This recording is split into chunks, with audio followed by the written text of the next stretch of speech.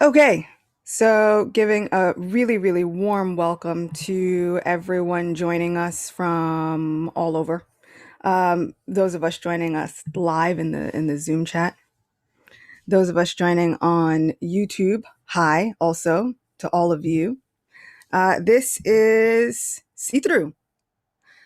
It is a podcast where we try and become a little bit more authentic and transparent, a place where we help each other make this spiritual path a little bit more transparent. And then we help see each other through all the obstacles that may and probably will pop up along the way. So thank you for joining me. My name is Achita Gopi. Good to see all of you. Really, really happy to be here on this Sunday morning or afternoon or evening or somewhere in the middle of all of it, depending upon where you are joining from in the world. And there are lots of people from around the world. Really, really glad. We have people from Malik, you're in Germany still? Yeah, we got Germany. We've got the Pacific Southwest West side. We've got the west side of the United States. We've got the east side of the United States. We've got originally Brazil, but maybe still Chile. We've got we've got where else are we coming from? We've got lots of people. And I'm really, really happy to be with all of you. This is going to be a Sunday type thing. Same time, same place. And we're trying to keep it to about an hour or less. So depending upon how far we get, we'll just see how it goes. And at that hour mark, there might be cliffhangers or we might have things resolved. We'll see. We'll see how it goes. But we are going to be journeying through Krishna book. I feel like it's a perfect place to start. For me, personally, it was one of those first books that I was encouraged to read by my parents. Growing up, they were very, very, very keen on us having a spiritual foundation. So there were things like if you wanted to go and play outside, one of the first things you had to do was like you had to make sure you read Krishna book that day before you could even go outside and hang out with your friends. So I feel like Krishna book has been with me on a lifelong journey. But it doesn't matter. Every time I read it, I feel like I find tons and tons of new things.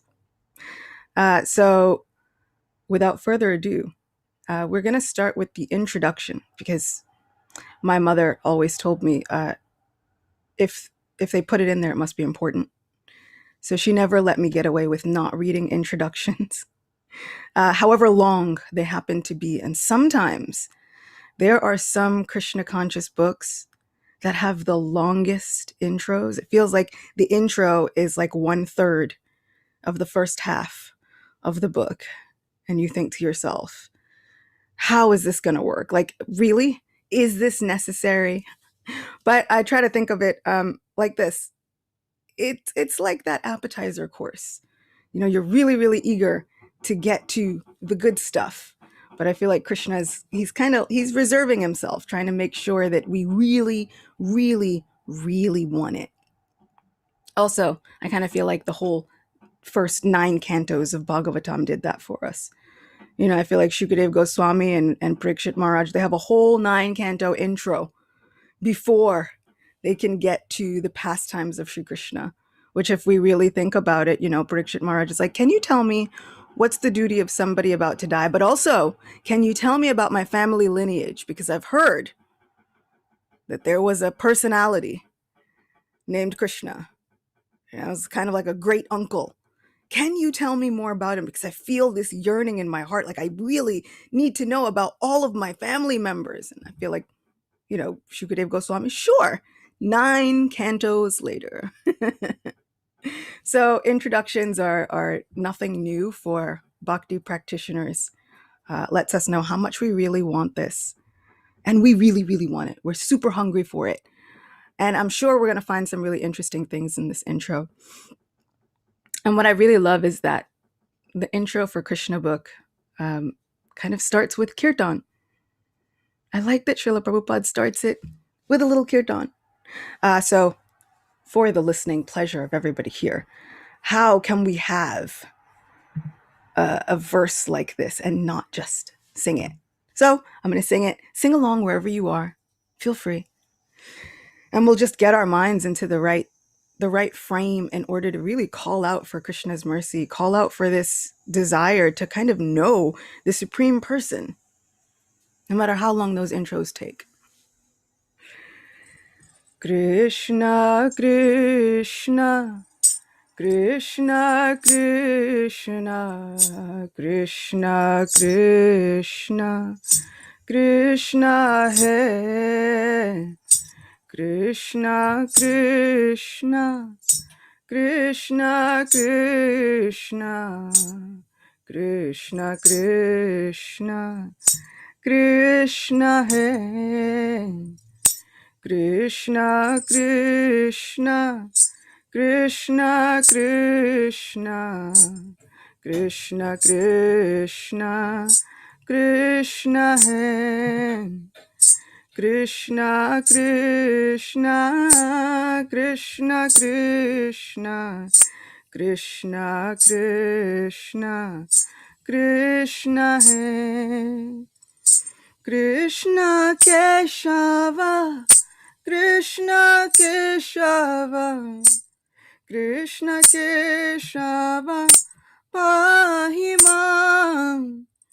Krishna Keshava, Krishna Keshava, Krishna Keshava, Pahimam. Rama Raghava, Rama Raghava, Rama Raghava, Rakshama.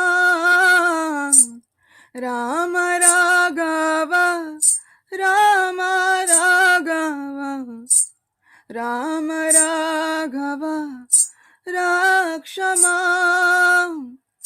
Krishna, Krishna, Krishna, Krishna, Krishna, Krishna, Krishna hai. Krishna, Krishna, Krishna, Krishna, Krishna, Krishna, Krishna hai. Krishna, Krishna, Krishna hai. Krishna, Krishna, Krishna hai. Shri Krishna Chandra Bhagavan ki jai. And that one I've kind of really always loved. Usually you kind of hear it in a bit of a morning raga or a morning tune. The way Shri Chaitanya Mahaprabhu would sing it all through Bengal and all through Nadia and all through South India and all through all of his yatras, which is normally Krishna, Krishna, Krishna, hey. Krishna Keshava, Krishna Keshava, Krishna Keshava Pahimam, which I really, really love that tune. But at a certain point, Madhava started singing that tune in his kirtans the way we just sang it. And there's something so incredibly heart-stirring about it. There's something that really tugs at my heartstrings about tunes that are in like a minor key. And so that one tends to be in a bit more of a minor key. And I felt like that was really good because once we start this story, it really starts with a lot of issues. And so I felt like that one was really, really connecting with all of the issues that begin with this Krishna book adventure. But so that we don't waste any more time, let's see what this intro has to say. Any of you who know me know that I can't live without good theme music. So we have theme music. So with this introduction by A.C. Bhaktivedanta Swami Prabhupada, you can pull this up on the Vedabase online if you need to. And definitely feel free to follow along. Or you can just sit back, relax, and have a good listen. So after this intro of this wonderful this wonderful stanza begging Krishna for his protection, begging Krishna, oh Krishna, save me, pahimam, rakshamam, protect me, give me your shelter. Then we have Srila Prabhupada beginning this introduction. While attempting to write this book, Krishna, let me first offer my respectful obeisances unto my spiritual master, Om Vishnupad Ashtotarasata Shri Srimad Bhakti Siddhanta Saraswati Goswami Maharaj Prabhupada. Now that's a title. Then let me offer my respectful obeisances to the ocean of mercy, Lord Shri Krishna Chaitanya Mahaprabhu. He is the Supreme Personality of Godhead, Krishna himself, appearing in the role of a devotee just to distribute the highest principles of devotional service. Lord Chaitanya began his preaching from the country known as Gauda Desh, West Bengal. And as I belong to the Madhva Gaudiya Sampradaya, I must therefore offer my respectful obeisances to our disciplic succession. This Madhva Gaudiya Sampradaya is also known as Brahma Sampradaya because this disciplic succession originally began from Brahma. Brahma instructed the sage Narada. Narada instructed Vyastev, and Vyastev instructed Madhva Muni or Madhvacharya. Madhavendra Puri, the originator of the Madhva Gaudiya Sampradaya, belonged to the Madhvacharya disciplic succession. He had many renowned disciples, both in the sannyas renounced and household orders of life. Disciples such as Nityananda Prabhu, Advaita Prabhu, and Ishwara Puri. Interesting enough to note, this line coming from Madhvacharya was kind of seen to be impersonalist for a time. But in due course of time, Madhvacharya himself he has like a secret vision of Radha Krishna and Sri Chaitanya Mahaprabhu. And Sri Chaitanya Mahaprabhu says, I'm so pleased with you that I'll give you a benediction. I myself will appear in your very lineage, in your disciplic succession, in your spiritual line. But don't tell anyone. And so we see that some of the successors in this line are Madhavendra Puri. And Madhavendra Puri was so intent on having a personal relationship with Krishna that it is so easy to forget that he comes from a disciplic lineage which was originally impersonal, meaning they kind of believed that God was formless and that the ultimate worship of God was awe-reverential, but ultimately completely formless. And that the ultimate expression was to kind of merge into that formlessness. Madhavendra Puri himself had many run-ins with the Supreme Person in visions that led to his worship of the Supreme Person in the deity form. So it's kind of easy to forget that this disciplic succession was at one point impersonal.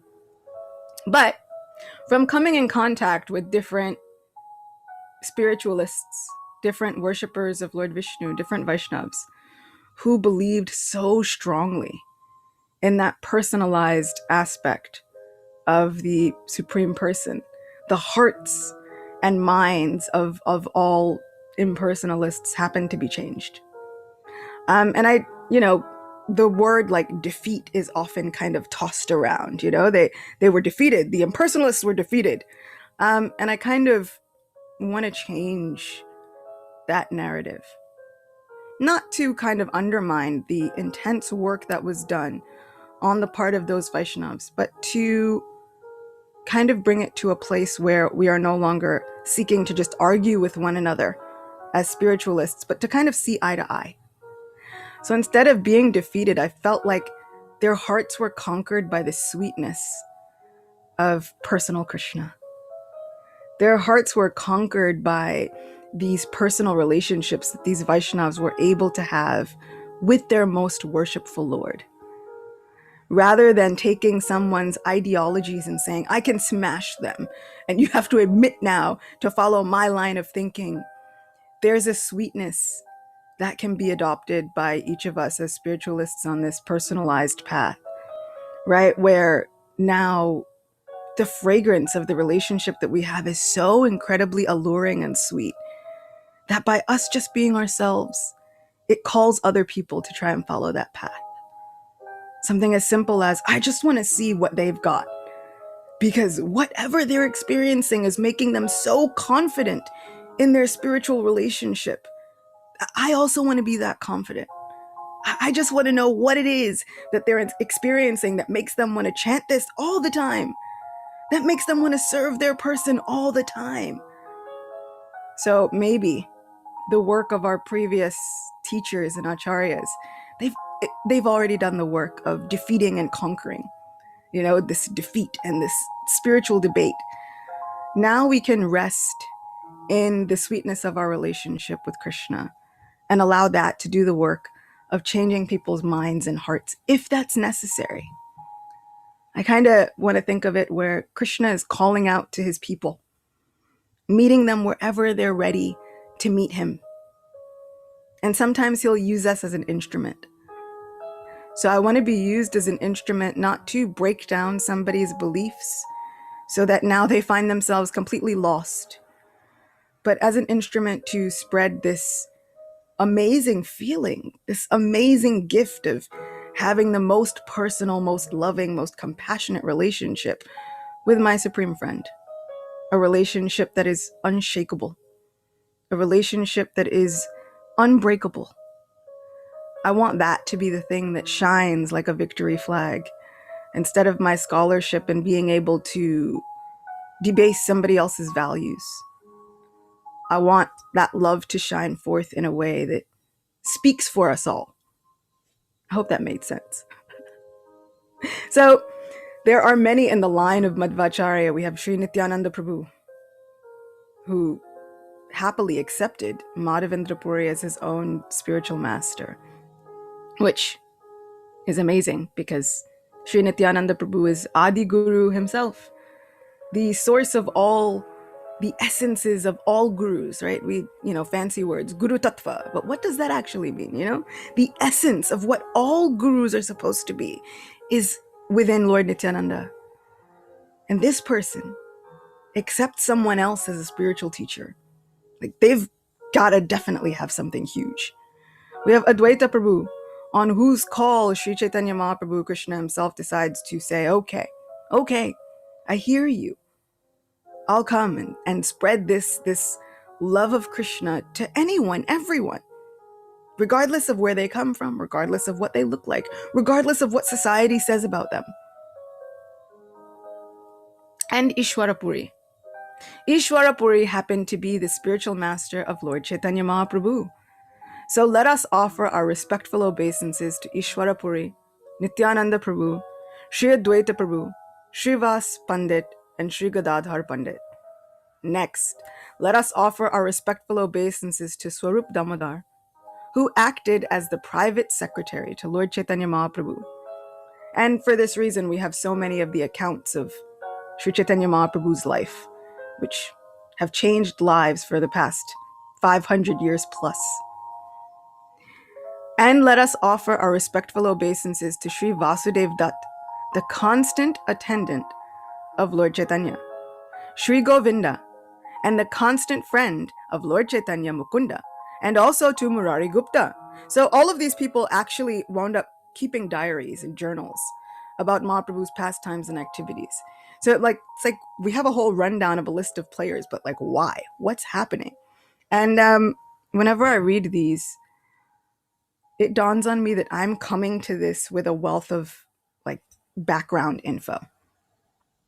But when Srila Prabhupada was writing this, so many people weren't. So, you might think people put in introductions, an author puts an introduction, and they're kind of first tooting their own horn. But Srila Prabhupada hasn't done that at all. Right? Normally you get an introduction by an author. I decided to write this because, and they have all their personal reasons and what they want the audience to get out of all these things, right? All the accolades. Srila Prabhupada has dedicated this introduction to being a Mangala Charana. Right? We often see in the beginning of these spiritual texts a Mangala Charana, which, bringing all auspiciousness into invoking all of these spiritual teachers and all auspiciousness, and Srila Prabhupada has done that in English. Normally it's done in Sanskrit or even done in Bengali, depending upon which poet, which philosopher is writing. Here, Srila Prabhupada knows his audience, and so he's given us a Mangala Charana in English, which I really, really love. Because sometimes we can think, Oh, only if you chant the mantras in Sanskrit does it count. Only if you know all of the verses in Bengali or in Sanskrit, whatever it is, does it count. But no. What counts is if you know it in the language of your heart. So if you've grown up speaking English, know it in English. If you've grown up speaking German, know it in German. If you've grown up speaking Hindi, know it in Hindi. And that, like, this is the big deal, you know? What's the big deal? Bhaktivinoda Thakur wrote in what was common Bengali at that time. Srila Prabhupada wrote this in English for all of the people in the West that he was trying to come and just give this message to. And he gives an entire summary study of the 10th canto. Now not in all Sanskrit, but in English. With prayers and kavachas and benedictions, all of it in English. So it just goes to show how merciful Krishna is, how willing Krishna is to meet us wherever we are, and how willing Krishna is to accept our love and devotion, no matter how we express it. So if you are in the habit of like writing your own prayers and you are proficient in whichever language, write them in that language. Krishna is ready and eager to accept them. So I have all this list of players, and Srila Prabhupada was writing to an audience who didn't know anything about them. But still he was going to put it in there. He was going to do his duty and not be attached to the results. Which, if we know anything about Krishna and Bhagavad Gita, he has advised Arjuna, do your duty. Try not to be attached to the results. That's the way you work in devotion to me. Srila Prabhupada was such a practical example of this. Really just giving. And I was reading so many different conversations. And there would be a Gaur Purnima celebration. Srila Prabhupada would be instructing others on how to do a specific play on the pastimes of Lord Chaitanya. And in the middle, you know, there would be questions, and some people would be asking, wait, who is Nityananda again? Who is Chaitanya again? And Srila Prabhupada would patiently explain to them exactly who each person was. And for me, you know, that kind of was mind-blowing. Because for me, Nityananda and Chaitanya they're so dear to my heart. As a person who loves Kirtan, I'm thinking, like, I wouldn't have my life without Sri Chaitanya Mahaprabhu. Without this Sankirtan movement, without Nityananda Prabhu. I wouldn't have my life's goal. I wouldn't have this life's practice. I wouldn't have any of you. And I'm not sure if I'd be able to channel all of that patience without, you know, thinking like, who are you people? What's happening? But Srila Prabhupada didn't think that. He simply encouraged them to keep reading, keep searching. And then he would encourage them by giving them the knowledge again and again. That, to me, that's a real spiritual love. That's the sign of a great spiritual teacher. Just patiently giving and regiving and regiving and regiving. It's the same way that Krishna acted with Arjuna. Just, okay, you don't get the point in this chapter? Fine, ask another question, no problem. I'll explain it again. So Srila Prabhupada continues, and let us offer our respectful obeisances to the 6 Goswamis of Vrindavan, Sri Rupa Goswami, Sri Sanatan Goswami, Sri Raghunath Bhatta Goswami, Sri Gopal Bhatta Goswami, Sri Jiva Goswami, and Sri Raghunath Das Goswami. Krishna himself has explained in the Bhagavad Gita that he is the Supreme Personality of Godhead. Whenever there are discrepancies in the regulative principles of man's religious life and a prominence of irreligious activities, he appears on this earthly planet. In other words, when Lord Shri Krishna appeared, there was a necessity of minimizing the load of sinful activities accumulated on this planet or in this universe. For affairs of the material creation, Lord Mahavishnu, the plenary portion of Krishna, is in charge. You know, we often think Kali Yuga is the worst. You know, we have it the worst. We have it the roughest. You know, we've got this government filled with demons and everything. Everybody's a demon. But really, Sri Krishna advents at this point because the government were demons. We're about to run into the very personification of the earth who says this world is overburdened by a defense force of kings who are actually demons. The government were actually demons, like with Asura at the end of their name, right? Actual demons, not just a race of demons, but actual demons by quality. Demons who were doing atrocious things, rounding up sages, Brahmins, godly people by the hundreds, thousands, and killing them. Why? Because they knew it would bring them face to face with Vishnu quicker. They wanted to provoke the Supreme Person. Here, we have governmental leaders who are just they're out for their own political self-aggrandizement. Here, these people were literally trying to provoke the Supreme Person and provoke the anger of the Supreme Person, right? So fastest way to do that, kill the cows and the Brahmins. And they'd go about it. So my question is Kali Yuga worse? There are stories within Mahabharata of demons, literal demons, who actually succeeded in killing off all of the Brahmins on the earth. And then they drove away all of the Kshatriyas on the earth. This was happening in Satya Yuga. I say this not to make us completely depressed about our situation in life, but just to give us some idea of the way we think about things. Kali Yuga is the worst. Everybody, oh gosh, it's so terrible. It was all terrible because it's pretty material worldy out there. But we have a saving grace. We have Krishna's grace. We have the umbrella of Krishna's mercy. We have Krishna's bubble. And we can reach out and stay in that bubble anytime we wish. All it takes is calling out to Krishna Keshava Pahimam. Protect me. Give me your shelter. Krishna, hey, oh my Krishna, oh my friend. Please attract my consciousness. You're all attractive. You can do anything. Help me. So, we have to kind of catch ourselves when we're thinking that we've got it the worst. I feel like that's the trick. When we start thinking, oh, we've got it the worst and nobody else had it as bad as us, and there's all these things that are happening now that never happened before. Actually, there were some things that were really, really bad that happened in previous yugas. Every yuga had some bad stuff happening because it's the material world.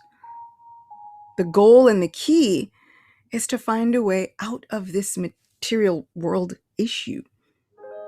There's a spiritual place that is open and more than available for all of us. So, let's grasp these opportunities to come together, to just sit and hear with one another and reinforce Krishna's bubble around us. Reinforce that umbrella around us so that we make sure that we stay centered. Because we can't control the rest of the world, but what we can control is ourselves and our hearts. And it is for this reason that I'm like, we're going to drag ourselves here every Sunday as much as humanly possible to reinforce that umbrella, right? You get a house, you want to look at the roof, you want to make sure it's okay if you know a storm is coming. If it's cold outside, you don't just go and you put on your jacket one day and you think, I don't need to put on my jacket the next day. And they're like, winter is 3 months long, guys. You might want to put on your jacket every time you go outside. So it's not just that, okay, 1 week we needed it and the next week we're fine. We need this reinforcement and protection. We need it constantly. So, when the Lord descends, the incarnation emanates from Vishnu. Mahavishnu is the original cause of material creation. And from him, Garbhodakshayi Vishnu expands, and then Kshirodakshayi Vishnu. Generally, All the incarnations appearing within this material universe are plenary expansions from Kshirodakshai Vishnu. Therefore, the business of minimizing the overload of sinful activities on this earth does not belong to the Supreme Personality of Godhead, Krishna himself. He could outsource all of this protection, right? So Krishna's like, I've got unlimited resources. He could just outsource it. You know, you call up, you think you're going to get Krishna, but really you get a representative from the Philippines.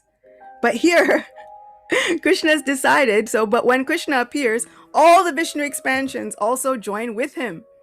Krishna's different expansions, namely Narayan, the quadruple expansion of Vasudev, Sankarshan, Pradyumna, and Aniruddha, as well as the partial plenary expansion of Matsya, or the incarnation of fish, and other Yuga avatars, incarnations for the millennium, and the Manvantara avatars, the incarnations of Manus, all combine together and appear with the body of Krishna, the Supreme Personality of Godhead. Krishna is the complete whole, and all plenary expansions and incarnations always live with him. That, for me, is a really, really fancy way of saying, do you realize how lucky we are? Krishna doesn't have to do this himself, and yet, hearing the call and the necessity of his people, he decides, okay, I could outsource it, but I won't. I'll come myself. And when he comes himself, then he comes equipped with all of these outsourced personalities. And we've heard from Garga Samhita in the past. This must have been a year ago. We did a live on Instagram, and I think it got uploaded to YouTube about Janmashtami. And we spoke about the advent of Sri Krishna from Garga Samhita.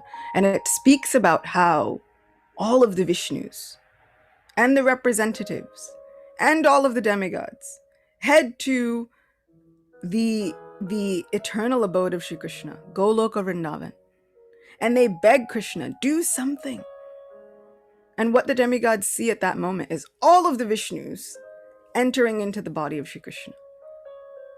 So the purports for Srimad Bhagavatam and the commentaries of our previous acharyas, like Srila Vishwanath Chakravarti Thakur, who I will probably be referencing a lot.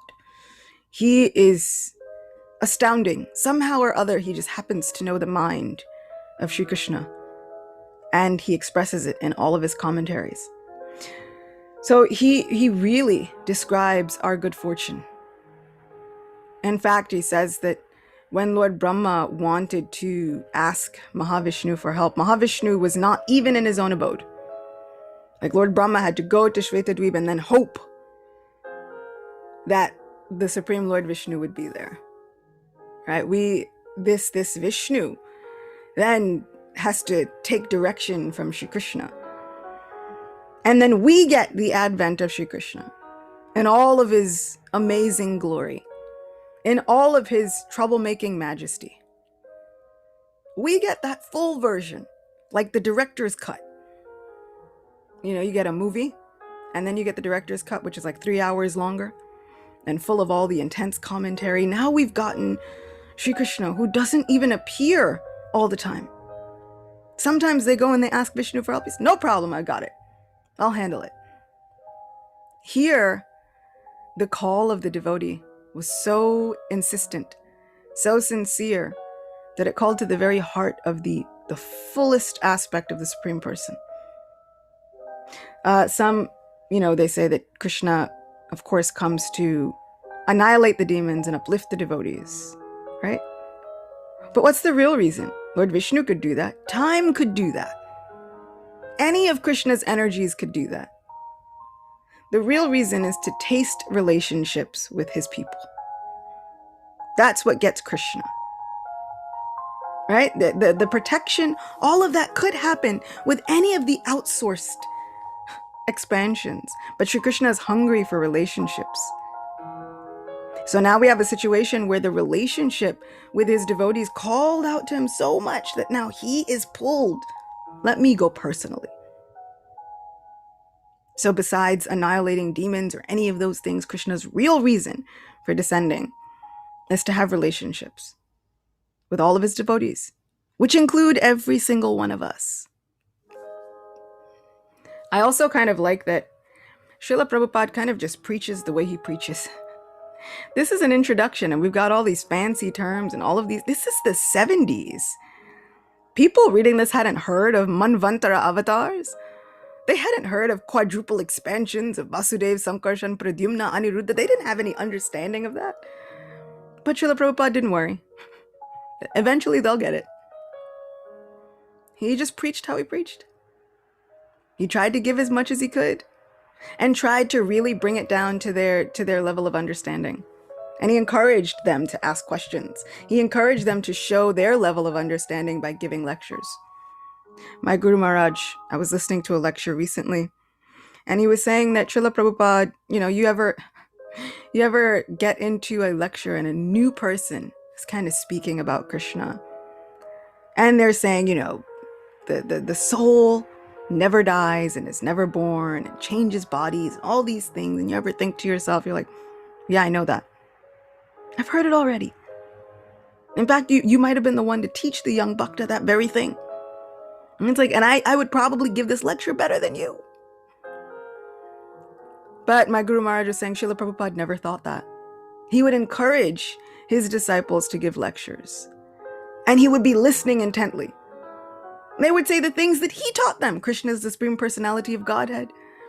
We are all part and parcel of this Supreme Person, all connected intimately with this Supreme Person. And Srila Prabhupada would be listening intently. Yes, very important. That was who he was as a teacher. And so even though Srila Prabhupada won't do it in his own introduction, let us offer all of our gratitude to Srila Prabhupada for preaching the way he was preaching, for giving what he decided to give his life for traveling anywhere, everywhere. Dense jungles, Soviet Russia, it didn't matter. Putting himself in danger several times just to give us this.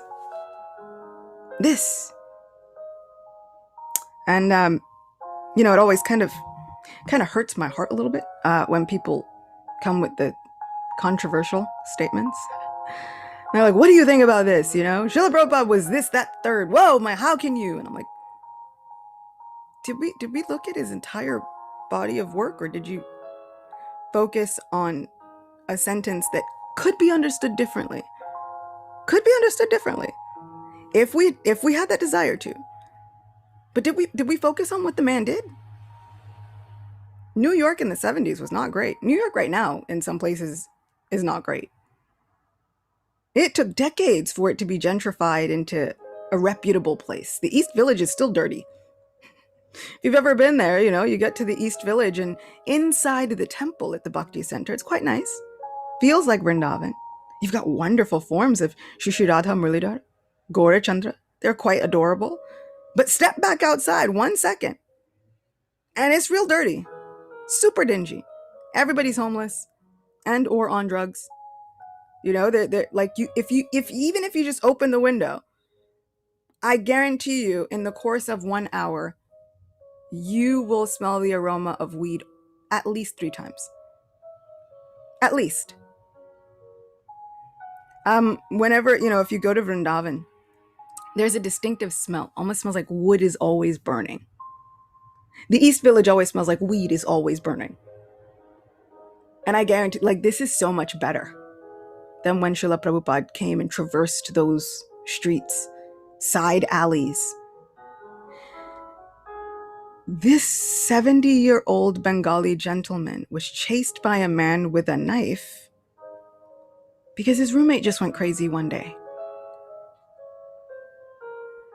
If it were me, and I'm in my 30s right now. If it were me in my 30s, I'm like, I'm out of here. You guys can handle this on your own. I'm going back home. You know what? I'll send a telegram. Maybe we could spread the message that way. Srila Prabhupada did not give up and go back on a steamship back to India, where he was mostly relatively much more safe, where people actually honored a sadhu, where people would be willing to say, oh yes, come, let me at least give you some food and charity, something. Here now, he would have one apple and would decide, let me cut it up into as many pieces as he possibly could just to give some maha for people who arrived to hear him while high. So I try to look at the entire body of work, the entire situation of what he gave, the levels of ways that he tried to really interact with each person. Right? There are people, oh, Srila Prabhupada, I have to leave. I'm going to jail. Oh, for what? Well, I was selling drugs. I also sold drugs once. Like, who do we know that's just interacting with people on that level? Don't worry, it's okay. You keep chanting Hare Krishna, soon the matter will be resolved. Don't worry, Krishna was born in a jail. That kind of relativity is not normal. We don't just come upon that. This is our great fortune. Having somebody who was really willing to do all of that. And, like, he didn't let the success change him.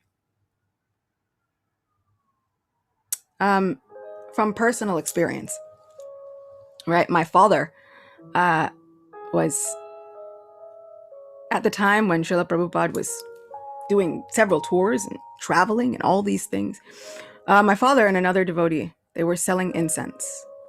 And then they had an idea to sell buttons and shirts and all kinds of things. And it was going really well. Really, really well.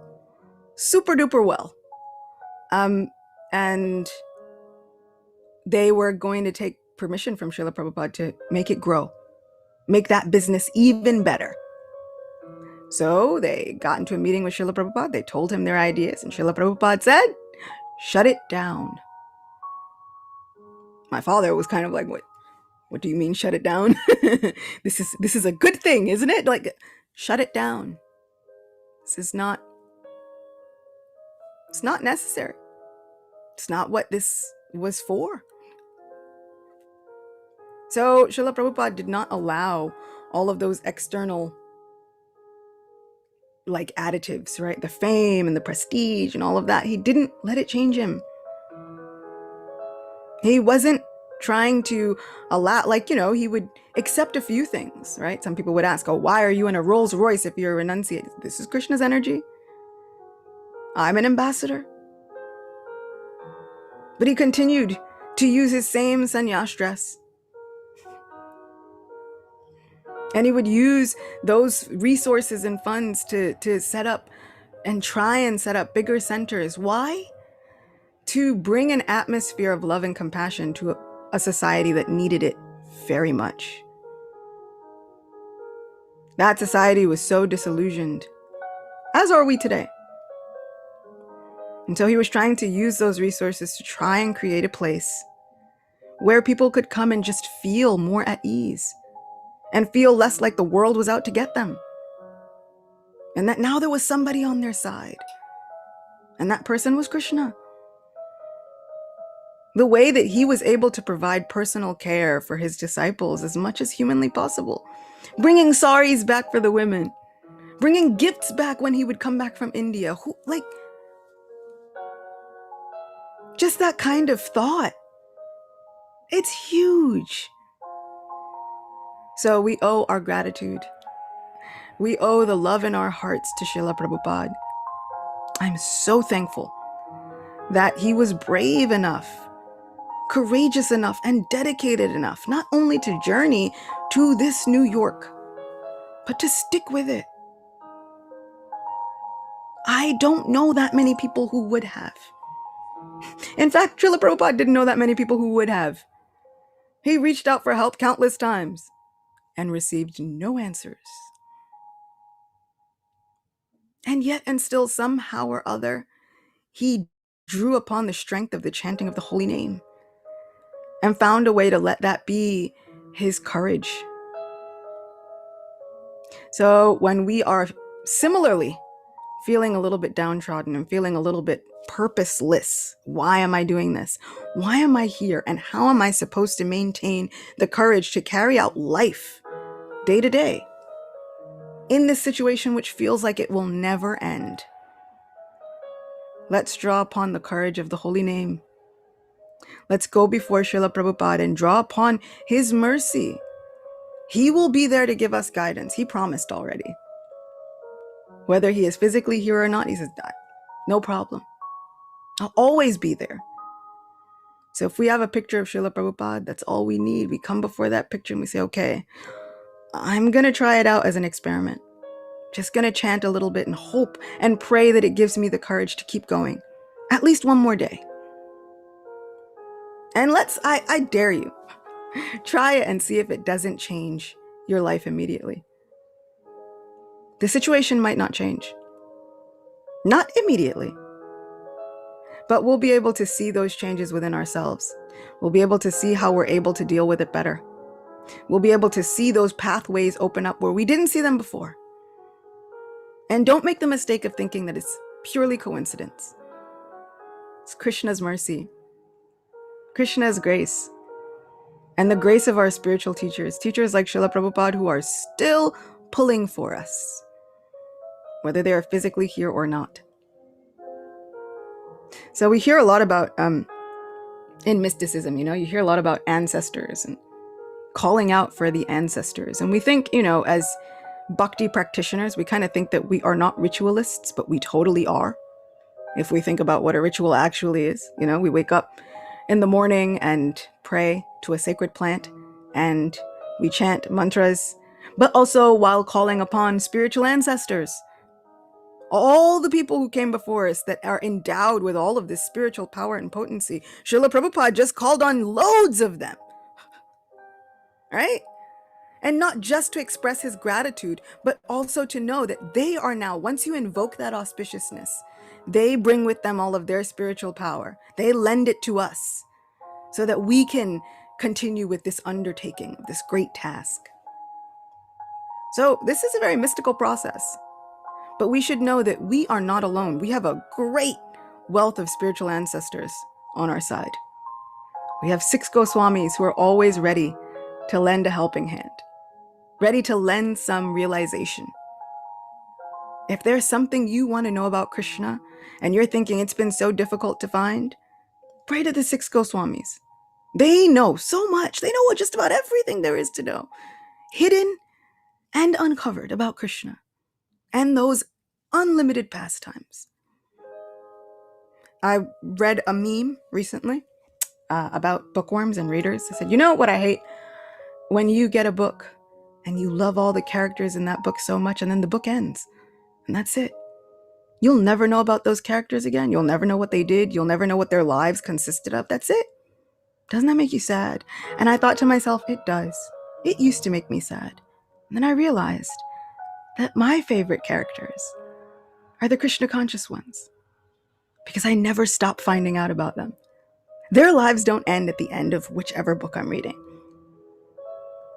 And I know from personal experience, for years,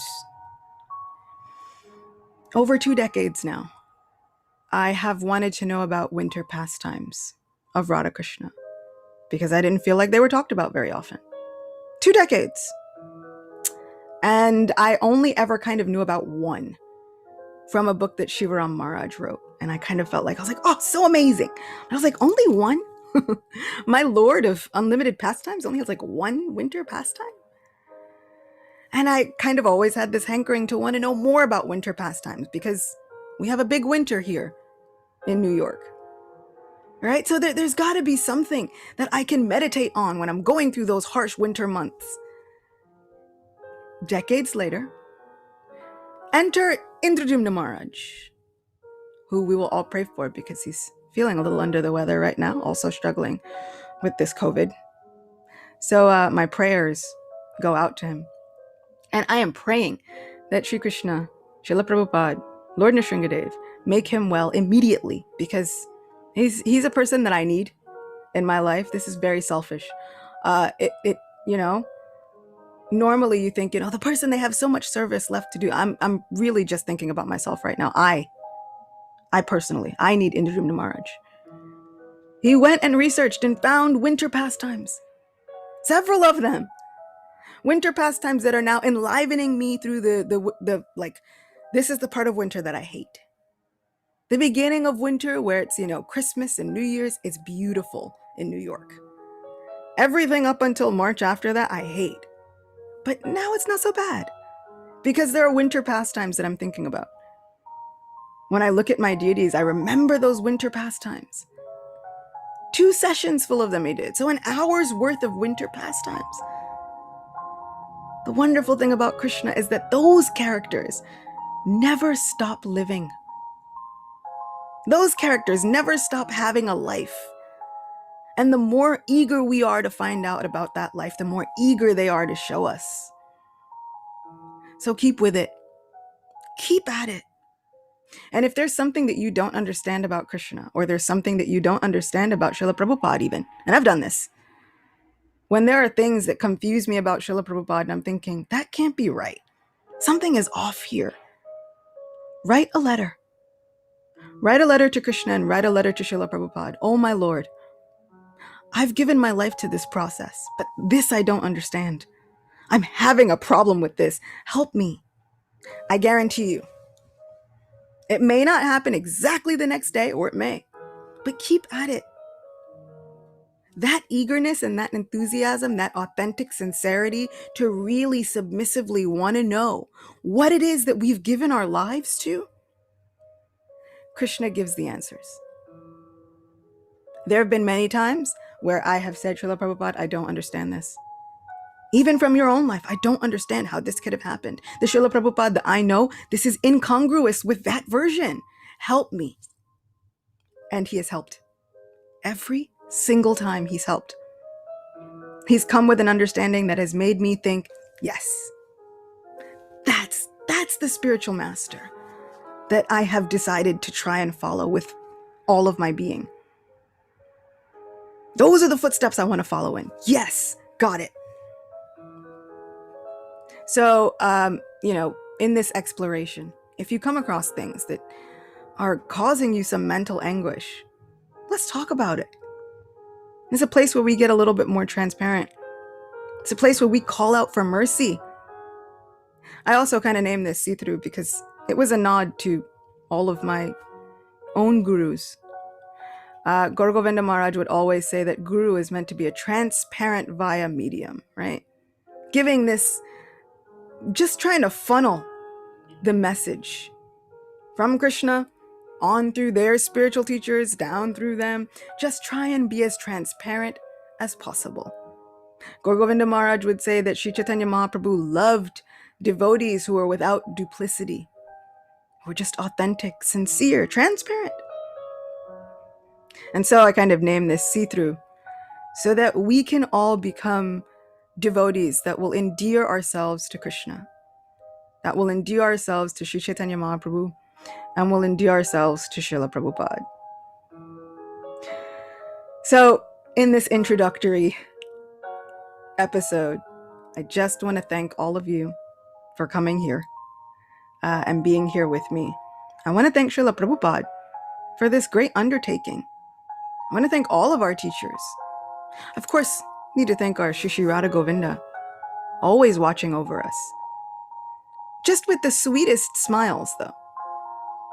Our Krishna is now here to say, don't worry, I got you. You're my friend. You'll be fine. Right? In essence, it's like the Cliff Notes version of what whole Bhagavad Gita is about. Don't worry, you're my friend, I got you.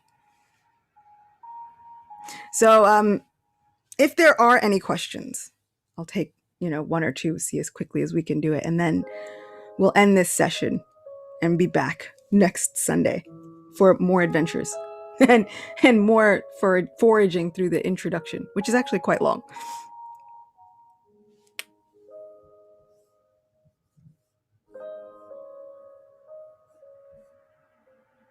No, everybody's good? I'm good. Wow, I'm really great at that.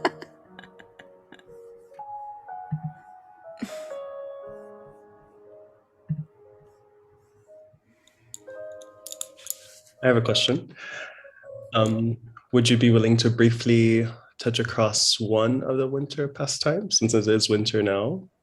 Just like dibble, kind of, into Sure. Absolutely. even though, I encourage you to go and watch those two sessions. Both of them are like shorter than half an hour, which is really cool.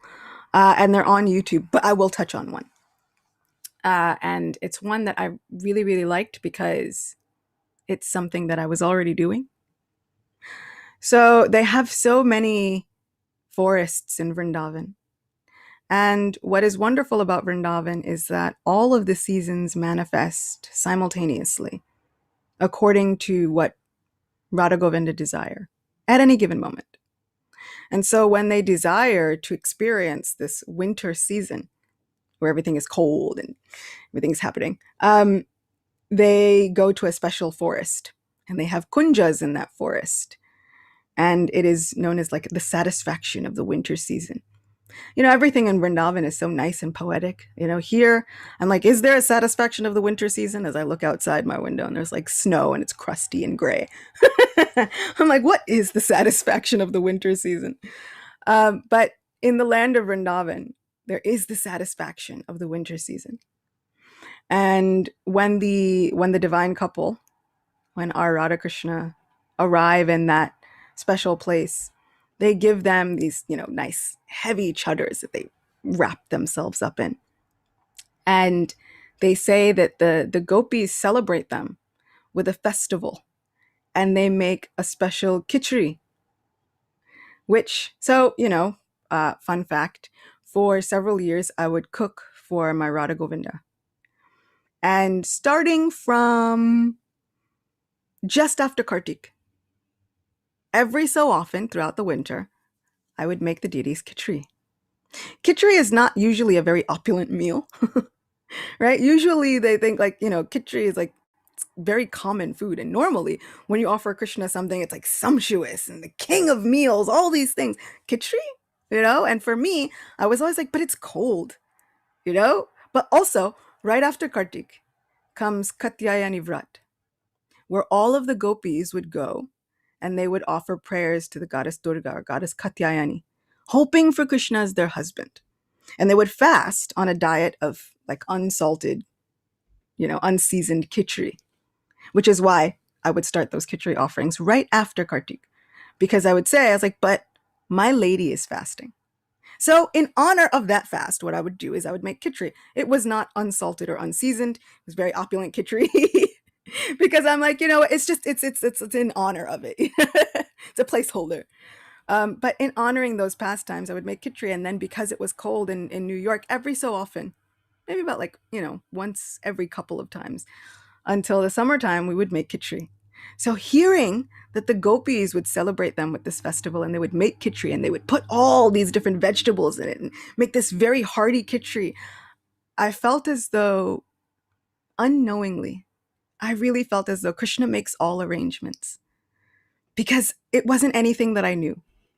But I really felt as though Radha Govinda had decided, you get to be a part of this pastime and you won't even know it until later.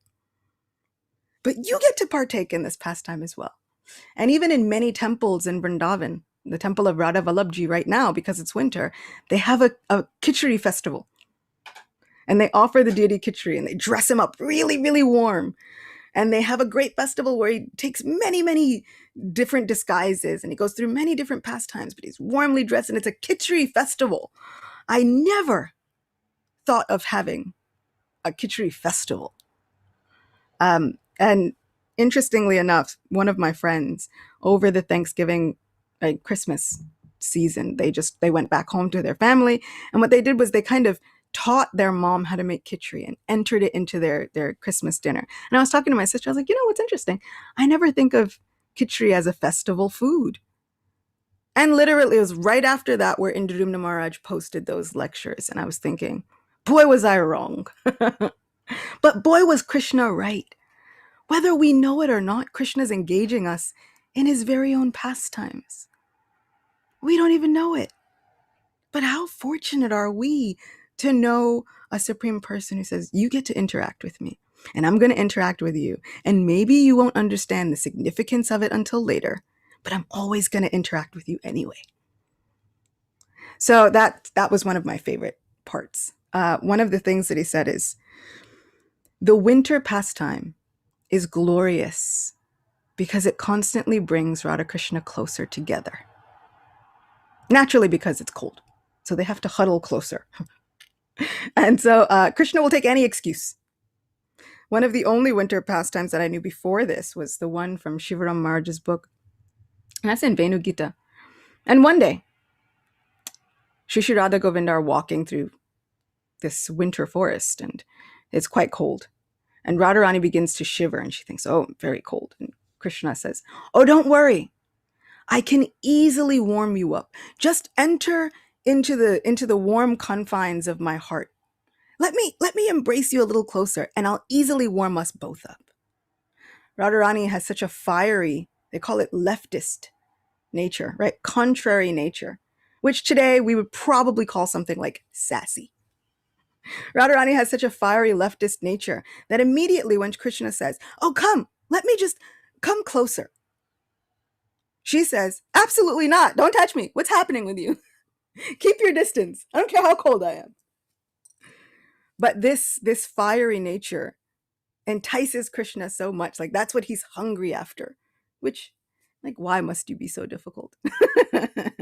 You're more hungry for the person who says no when you say yes than you are for the person who just constantly agrees with you on everything. So these are these winter pastimes that have kind of brought great joy to my heart now, and have made me look at the winter season a little bit differently, because even the winter season gets to serve. There's such great hope for us when even the seasons get to serve Krishna. The birds, the trees, the clouds, all of them get to serve Krishna. So what to speak of us? We have a chance. One thing they also said was that Krishna, he would often be dressed in cotton-filled silk garments, which kind of made me think, you ever see those like bubble coats that are always around New York? Kind of felt like, I was like, so does he have one of those? It's like this quilted silk, but stuffed with cotton so that it's nice and insulated and warm. And that's how Krishna dresses in that winter season. Thought it was just so super sweet.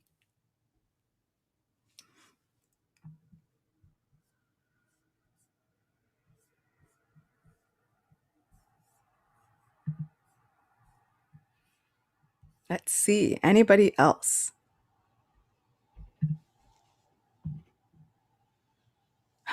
One person is asking me, because this is a podcast, on YouTube, one person is asking, like, can you speak Hindi? And that's one of the biggest questions that I get asked, which is so interesting. I'm kind of like, we don't want to know about Krishna. We just kind of want to know if I can speak Hindi. Fun fact, I taught myself how to read, write, and speak Hindi, kind of, mostly. So I also understand a lot more than I can speak. So I know exactly when you're talking about me. But other than that, the answer to the question is yes. It's kind of slow, but yeah. And other than that, Krishna's awesome. He's the best. He's all of our best friends. And you all are going to have an awesome week now. Because now we get to think about what we get to encounter next week. And next week we're going to try and like steamroll through, this intro, but in like the most attentive way possible. I look forward to seeing you all in the next week, and I can't wait to be with all of you. As always, if you're in the Zoom room, feel free to bring a friend. Let people know. The more the merrier. And if you would like to be in the Zoom room, you can head over to Patreon. You can join in. It's like $5 a month, which, I don't care where you are in the world. If you tell me that's a big amount of money, I guarantee you have spent more on much less. And that's a month. It's a whole month. So I guarantee you've spent more on much less valuable things. So I'm so thankful for all of you. Thanks for being my new friends, and some of you my old friends and my constant friends. Feel free to reach out in the week if you have something that makes you excited, or something that even confuses you that you would like to cover in the next session. And that goes for all the previous and upcoming sessions going forward. If there's something that you find that like, that confuses me, I don't know what I'm doing with this, can we address that next week? reach out, let me know, and we'll try and address that first thing and then move on toward the next topic. So this is see-through. We're going to help each other become more transparent and become more dear to Krishna in the process. We're going to see each other through all the obstacles on the way. Until next time, I'll see you all soon. Shri Shri Radha Govinda Dev Ki Jai. Shri Krishna Chandra Bhagavan Ki Jai. Srila Prabhupada Ki Jai. All of you Ki Jai. See you next time. Hare Krishna.